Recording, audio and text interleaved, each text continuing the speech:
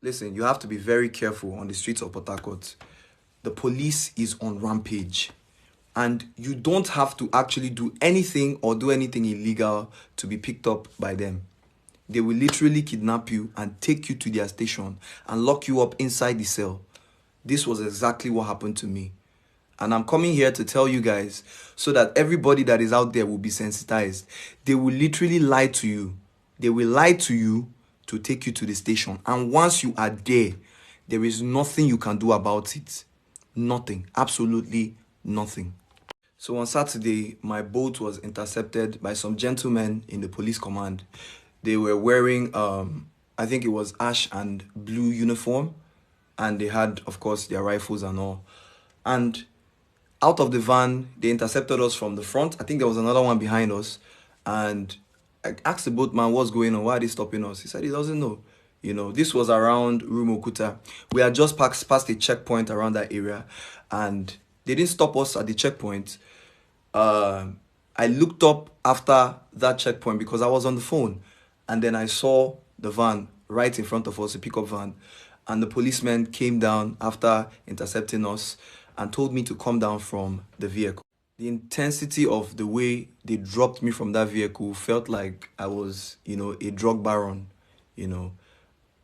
And it was utterly very embarrassing, to be honest with you, because I felt like a criminal. People were everywhere looking, and I had to come down from the vehicle.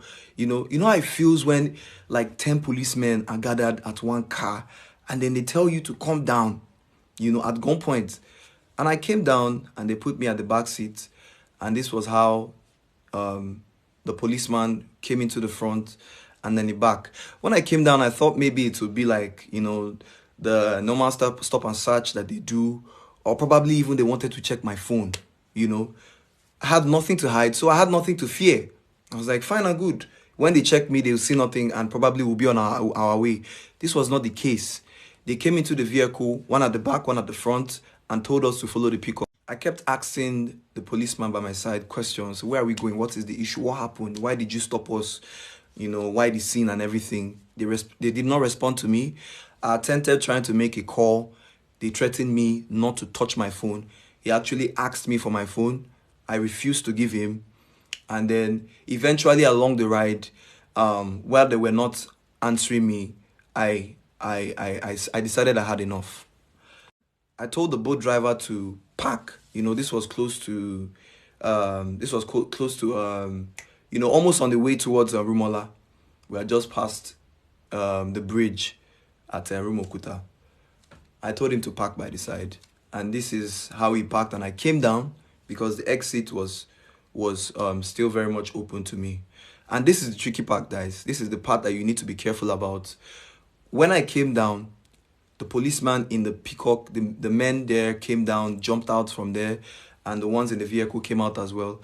And then they were all moving towards me. And then one of them came calmly and told me that, see, this vehicle is under surveillance, that they were tracking it, that they need to take it to the station, that we should just come with them. I asked them, which station? What are you talking about? I have where I'm going to. This guy is a boat. You can check my app. I booked a boat. This guy is a taxi driver to me. I do not know him, so if you have an issue with him, take him to the station. Why are you coming for me? Why am I involved in this? He said, no, because you are in the vehicle, you have to follow us to the station, but don't be afraid. You don't have a problem. And then I looked at it. What would be my options? I mean, it's the police that is here. So I said, okay, fine. Let me go with them. Because I had nothing to fear. I don't do anything illegal. You guys know me on TikTok. I'm a singer on here. Guys, as I entered this vehicle, 2 policemen sandwiched me. And that was it. At that point, I realized that I was in big trouble. My people, that is how I found myself at Obunabali, at Police Intelligence and Surveillance Center at Obunabali, all the way from Rumukuta. When we got there, they asked me to pay the boatman this same vehicle that they say that they've been tracking and is under surveillance. That was the main issue. They told me to pay the boatman so that he can go. I refused because I said, no, you guys brought him here, so you guys should pay him. As soon as I said that, one of the officers came to me and said, it's not what you did outside. you know, if you try this nonsense here, you are here now. If you try this rubbish, you know, asking me to repeat that thing I just said, you know.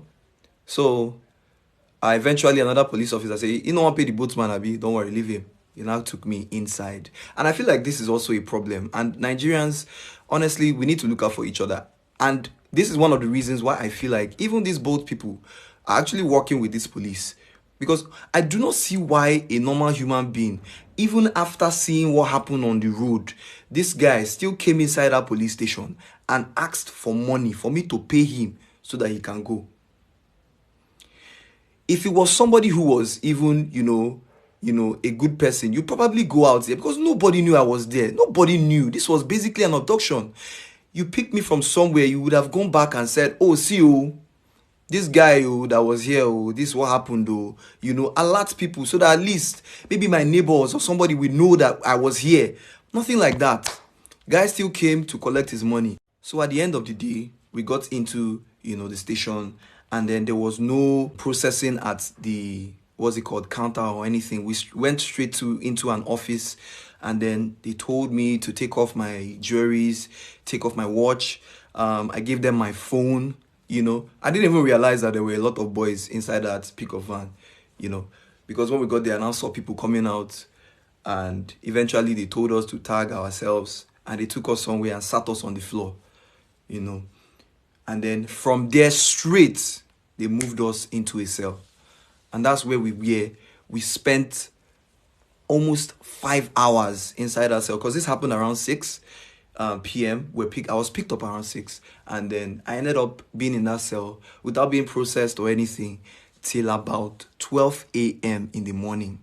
Most of the boys inside, you know, that cell, and the ones that I came in with, you know, told me different locations that they were picked up. Some were picked up from Choba. Some people were picked up from Obiwale. A lot of people were just picked up from random places. The police just goes around picking people from random places. And I feel like everybody out there needs to know about this. It is terrible. I came out around that 12 a.m. I wrote a statement. I did not know why I was writing a statement. The statement did not even capture, you know, really what happened outside.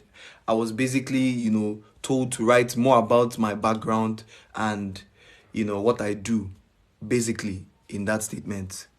Afterwards, they took me back into the office. They searched my phone, my emails, my social media, my WhatsApp, my accounts. They checked everything. And then at the end of the day, took us back to the cell and said it was late. They were going to process our matter the following day, which was a Sunday. A Sunday. I spent the night in the police cell for doing absolutely nothing. There was no allegation, nothing. No reason for me to be there. I spent the night inside the cell. I tell you, it was a terrible experience. At the end of the day, the following morning, police officers told me that I have to pay 150,000. And at that point, there was really nothing I can do because, you know, I was stuck there. Nobody knew I was there. And I just needed to go out. Smell of piss and Izal inside the cell. I didn't want to go back inside there, really.